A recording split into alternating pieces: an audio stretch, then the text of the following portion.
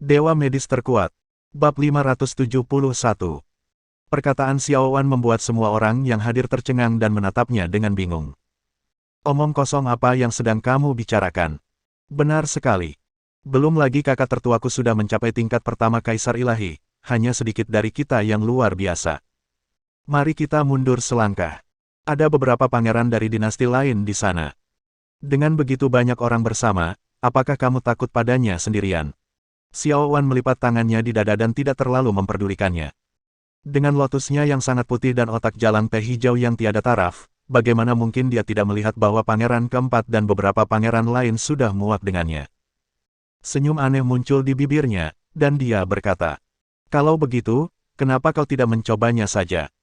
Jika kau terlambat selangkah, aku khawatir pohon jiwa 5 warna akan diserap sepenuhnya oleh gadis kecil itu." Semua orang melihat ke sana, dan benar saja. Xiao Zi sudah mulai duduk di bawah pohon jiwa 5 warna dan mulai menyerap. Jika kita menundanya lebih lama lagi, maka sekalipun kita mengalahkan Xiao Chen, itu tidak akan ada artinya. Memikirkan hal ini, pangeran keempat mendengus dingin. Pergi saja, apakah aku takut padanya? Setelah berkata demikian, ia menghentakkan kakinya, melangkah sejauh 100 mil, dan sekejap mata, ia telah sampai di tengah kerumunan. Pangeran tertua sedikit mengernyit dan bertanya lagi pada Xiao Wan. "Xiao, apakah dia benar-benar sekuat itu?" Xiao Wan berkata tanpa ekspresi. "Jika pangeran tertua tidak mempercayainya, kau akan mengetahuinya nanti. Namun, aku menyarankan pangeran tertua untuk tidak bertindak lagi nanti. Jika kau bertindak, itu artinya kau pasti akan mati." Orang itu tidak akan menunjukkan belas kasihan sedikit pun. Hati pangeran tertua tiba-tiba bergetar. Dia tidak tahu dari mana Xiao Wan mendapatkan kepercayaan dirinya seperti itu. Jelas hanya ada satu Xiao Chen. Apakah dia benar-benar bisa sekuat itu? Mengikuti tatapan Xiao Wan, beberapa pangeran telah datang di depan Xiao Chen. Orang pertama yang tiba adalah seorang pangeran dengan kepang panjang dan kepala gundul. Tingkat ketujuh Raja Ilahi. Dia meletakkan tangannya di belakang punggungnya, melirik Xiao Chen, dan berkata, "Sejak aku lahir, aku belum pernah melihat orang yang begitu mendominasi sepertimu. Kamu membunuh kultivator lain sesuka hati. Niat membunuhmu terlalu kuat, bukan?" Xiao Chen meliriknya dan berkata dengan ringan, "Bukan urusanmu." Orang lainnya menyipitkan matanya sedikit, dan cahaya dingin melintas di wajahnya. "Huff, anak yang sombong. Sebagai pangeran ketujuh dinasti Qing, aku harus mengurus masalah ini. Beraninya kau membunuh orang lain sesuka hati. Aku tidak akan pernah membiarkanmu bertindak sembrono di sini." Mendengar ini, semua orang di sekitar tidak dapat menahan rasa kagumnya. Saya mendengar bahwa pangeran ketujuh dinasti Qing adalah orang yang paling saleh. Setelah bertemu dengannya hari ini, saya merasa bahwa dia memang luar biasa. Jika aku ingin bergabung dengan istana kerajaan di masa depan, mungkin pangeran ketujuh dari dinasti Qing akan menjadi pilihan yang baik. Mata Xiao Chen acuh tak acuh. Rasanya seperti melihat sapi. Orang lain tidak dapat melihatnya, tetapi dia dapat melihatnya sekilas. Orang ini hanya ingin memanfaatkannya untuk meningkatkan reputasinya. Orang ini benar-benar munafik. Jika dia bunuh diri, dia bisa mencuri pohon jiwa 5 warna dan tas penyimpanan milik Huang Laodao, dan juga mendapatkan reputasi sebagai pria yang sopan. Membunuh 2 burung dengan 1 batu. Namun sayang, yang dihadapinya adalah dirinya sendiri. Diskusi di antara orang banyak membuat pangeran ketujuh tersenyum sedikit, dan wajahnya tampak sangat puas. Anak buahnya segera maju ke depan. "Pangeran ketujuh, apakah Anda ingin kami menangkapnya segera?" Pangeran ketujuh mengangkat tangannya sedikit. "Tidak perlu, pangeran ini akan melakukannya sendiri." "Yang mulia, pangeran ketujuh, bagaimana mungkin seorang pencuri bisa mengotori tanganmu? Serahkan saja padaku." Pangeran ketujuh mendengus. "Kau bukan tandingannya. Meskipun orang ini memiliki karakter yang buruk, dia masih punya kekuatan. Meskipun kalian bawahanku, aku tidak bisa melihat kalian mati." "Yang mulia." Semua orang tersentuh, dan para penonton semakin mengagumi pangeran ketujuh. Hebat sekali kalau ada yang sayang banget sama bawahannya. Tampaknya dinasti Qing memiliki penerus. Orang-orang di sekitar pangeran ketujuh segera maju dan melepaskan jubah kuning angsanya. Segera, dia mengusap pergelangan tangannya dan perlahan berjalan menuju Xiao Chen. Pangeran ini bukan orang yang tidak berperasaan. Selama kau berlutut di hadapan pangeran ini dengan khusyuk, bertobat atas dosa-dosamu sebelumnya, dan mengakui pangeran ini sebagai tuanmu, serta mematuhi perintahnya mulai sekarang, pangeran ini akan bermurah hati dan mengampuni nyawamu. Bagaimana? Kamu terlalu berisik. Setelah selesai berbicara, Xiao Chen melangkah maju, dan energinya yang kuat meledak, menutupi langit dan bumi, menyerbu ke arah pangeran ketujuh. Pangeran ketujuh mencibir. Kau benar-benar tidak tahu bagaimana cara hidup dan mati. Kalau begitu, aku, sang pangeran, akan mengirimmu pergi. Setelah dia selesai berbicara, dia juga melayangkan pukulan. Pukulan ini sangat kuat.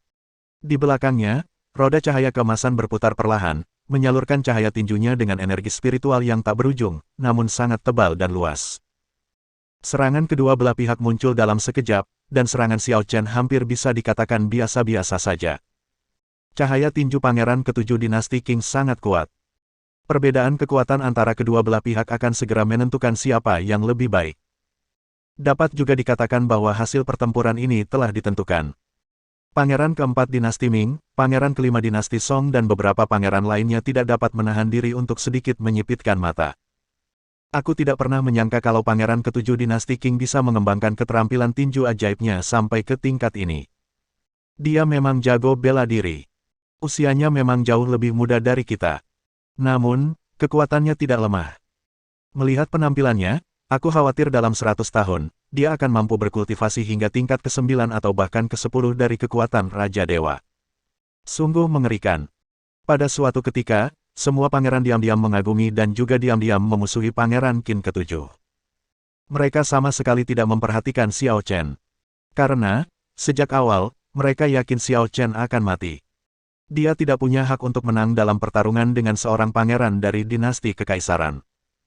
Akan tetapi, tepat ketika semua orang mengira bahwa pangeran ketujuh dinasti Qing akan menang dan Xiao Chen akan mati, serangan keduanya akhirnya bertabrakan. Hanya dalam sekejap, keterampilan tinju ajaib pangeran ketujuh dinasti Qing langsung hancur dan hancur. Apa? Senyum di wajah pangeran ketujuh langsung menghilang, dan dia tiba-tiba menjadi pucat karena terkejut. Sesaat kemudian, kekuatan Xiao Chen sudah tertanam di dadanya. Tidak. Sambil berteriak, pangeran ketujuh terpental. Sebagian besar dadanya roboh dan dia menyemburkan darah ke udara. Lalu, ia jatuh dengan keras ke tanah seperti ikan mati dan tidak pernah bangkit lagi. Bab 572. Apa? Pada saat ini, semua penonton menarik napas dalam-dalam. Bahkan pangeran tertua dinasti Ming di kejauhan sedikit menyipitkan matanya. Hanya dengan satu gerakan, dia langsung membunuh master tingkat ketujuh Raja Ilahi. Kekuatan Xiao Chen begitu mengerikan. Terlebih lagi, yang paling membuat semua orang ketakutan adalah gerakan-gerakan yang baru saja dilakukannya, yang sama sekali tidak menunjukkan kehalusan. Dengan kata lain, Xiao Chen mungkin tidak memiliki keterampilan bela diri yang baik. Padahal dia hanya seekor ayam liar, seekor petani kecil biasa. Keahliannya jelas tidak dapat dibandingkan dengan Pangeran Qing. Namun, dia benar-benar mengalahkan lawannya dan membunuhnya. Makna di balik ini sangat berbeda. Pangeran ketujuh. Pangeran ketujuh. Setelah anak buah pangeran ketujuh sadar kembali, hal pertama yang mereka lakukan adalah bergegas ke sisi pangeran ketujuh. Akan tetapi, pangeran ketujuh menghembuskan napas lebih banyak daripada menghirupnya. Berani sekali kau membunuh pangeran ketujuh dinasti Qing. Dasar bajingan. Kau pantas mati. Begitu kata-kata itu terucap, penjaga itu meledak menjadi bola kabut darah. Xiao Chen tidak memberi mereka kesempatan sama sekali. Bunuh secara langsung. Dia terlalu malas untuk berurusan dengan omong kosong ini. Sekalipun mereka berada di level Dewa Tuhan, dia masih terlalu malas untuk memperhatikan mereka. Adegan ini membuat semua orang yang hadir tidak dapat menahan gemetar hatinya. Orang ini terlalu arogan dan sombong. Pada saat yang sama, itu terlalu haus darah. Tanpa memberi kesempatan orang itu berbicara, dia langsung mengirim penjaga itu ke neraka. Caranya sangat dahsyat dan tindakannya sangat menentukan, sampai-sampai orang tidak dapat memimpikannya dan merasa takut. Akan kukatakan sekali lagi. Keluar. Jangan ganggu aku lagi. Setelah mengatakan ini, Xiao Chen bersiap berjalan menuju putrinya. Tetapi pada saat ini, beberapa suara terdengar lagi dari belakang kerumunan. Silakan tinggal, Tuan. Xiao Chen sedikit mengernyit dan menoleh ke belakang. Semua pembudidaya pengembara di depannya ketakutan luar biasa. Mereka langsung lari ke segala arah. Adapun orang di balik layar, dia terbongkar. Dia adalah seorang pangeran yang juga mengenakan pakaian kuning cerah. Namun, dilihat dari gaya rambutnya, dia sepertinya tidak bertipe sama dengan pangeran ketujuh dari dinasti Qing. Xiao Chen berkata dengan dingin. Apakah kamu ingin mati juga? Pangeran melambaikan tangannya dan berkata, sahabatku, jangan salah paham. Aku tidak bersama orang itu sekarang.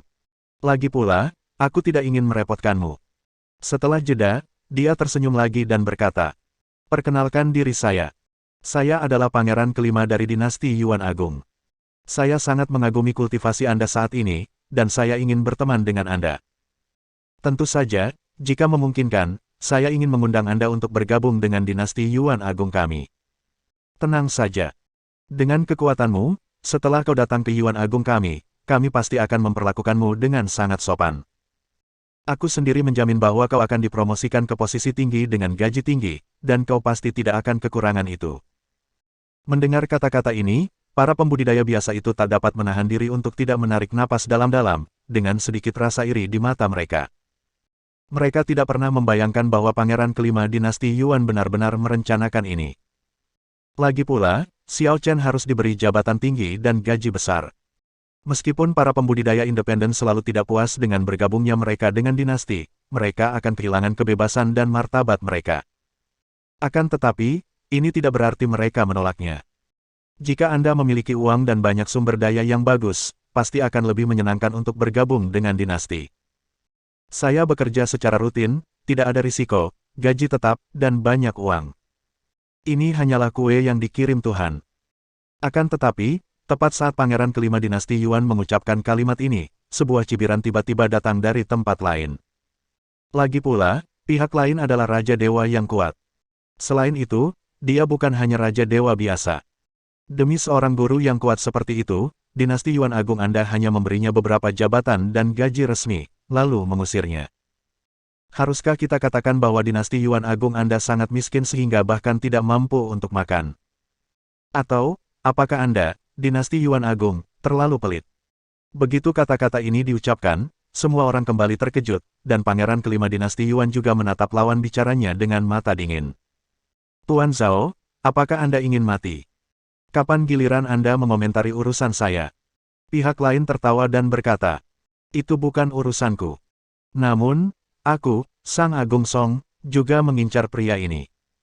Setelah dia selesai berbicara, Pangeran dinasti Song melangkah maju dan membungkuk ke arah Xiao Chen. Tuan, saya adalah pangeran kelima dinasti Song. Kami di dinasti Song terkenal karena bersikap sopan kepada orang bijak dan rendah hati kepada orang yang rendah hati.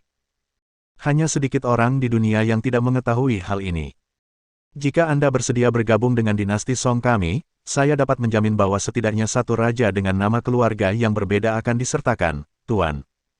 Apa? Dia benar-benar ingin menggunakan identitasnya sebagai raja dengan nama keluarga yang berbeda untuk mengundang orang itu. Ya Tuhan! Seorang pangeran dengan nama keluarga yang berbeda, siapa yang berani memikirkan hal ini?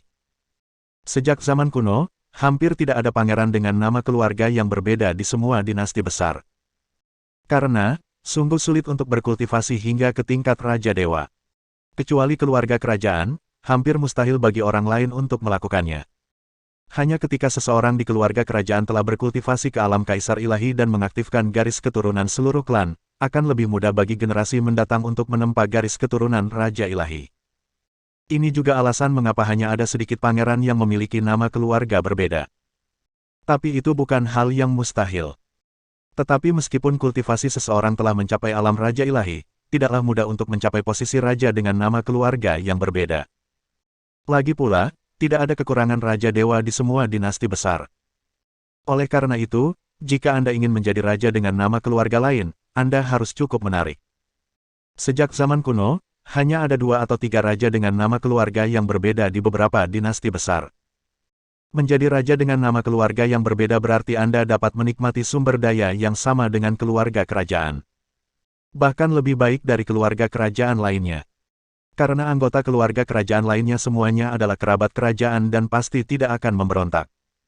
Akan tetapi, raja dengan nama keluarga yang berbeda kemungkinan besar akan memberontak. Oleh karena itu, setiap dinasti sangat mementingkan raja-raja dengan nama keluarga yang berbeda. Dapat dikatakan bahwa permintaan Pangeran Dinasti Song sungguh menggiurkan. Akan tetapi, tepat setelah dia selesai berbicara, para pangeran lainnya pun ikut berbicara. Dinasti Han juga bersedia memperlakukanmu sebagai raja dengan nama keluarga yang berbeda. Dinasti Tang Agungku juga bersedia memberimu status raja dengan nama keluarga yang berbeda. Pangeran keempat Dinasti Ming memutar matanya dan langsung berteriak. Begitu pula denganku, Dinasti Ming. Semua orang bergantian berteriak dan seluruh penonton tercengang. Para kultivator independen itu memandang Xiao Chen dengan mata penuh kecemburuan, iri hati, dan kebencian. Seorang raja dengan nama keluarga yang berbeda. Dan ada begitu banyak dinasti yang berlomba-lomba memberikannya. Wah, acara hari ini sungguh hebat. Xiao Chen, kamu bisa membanggakan ini selama sisa hidupmu. Bersambung.